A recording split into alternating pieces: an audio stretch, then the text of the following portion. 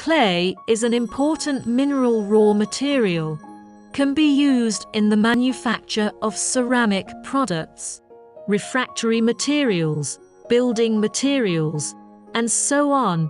The screw-feeding device of clay ball press is driven by the electromagnetic speed regulating motor, rotated by the belt wheel and worm reducer, and the pressed material is forced into the main feed port. Due to the constant moment characteristics of the electromagnetic speed regulating motor, when the amount of material required by the screw feeder and the host is equal, constant feeding pressure can be maintained so that pellet quality is stable. If the feeding amount is too large, the current of the feeding device is overloaded. If the feeding amount is too small, the ball will not be formed.